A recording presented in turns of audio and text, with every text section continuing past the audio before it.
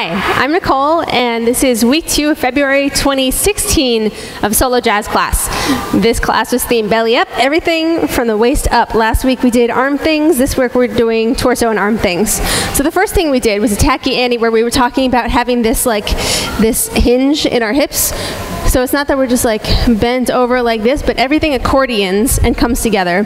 Boom, boom, boom, boom, boom. So that's one way that your torso folds. The next thing that we did was rocks, I think. So another way that you can move your torso is by torquing it. So torquing is when, not twerking, torquing is when you coil your body like a spring, so it has all this potential energy where your feet are facing one direction and your body's wound up. So we did this first in a lock turn. We went lock, felt this squish where our lower half is going one way or our upper half is going the other, and then release that. So we did that with arms up. We did that with arms across. Then we added the dynamic of up and down and across and back. We also did camel walks with upper body, but I'm just going to do lower body first.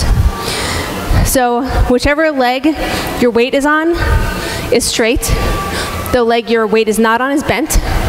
Boom, boom, boom, boom, boom.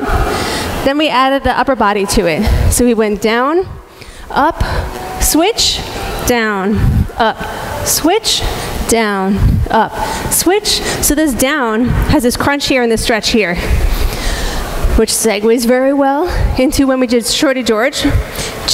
Ba, knees left, knees right, knees left, knees right. So a lot of people spend a lot of time working on their legs in the Shorty George or doing something with their arms, and we did a lot of arm things too, but what I wanted you to focus your attention on is your torso. So when you go left, this part squishes, this part stretches, stretch, squish, switch, switch. And we did that with a number of different arms. We went all fussy with it. We did traditional shoe, boom, boom, boom.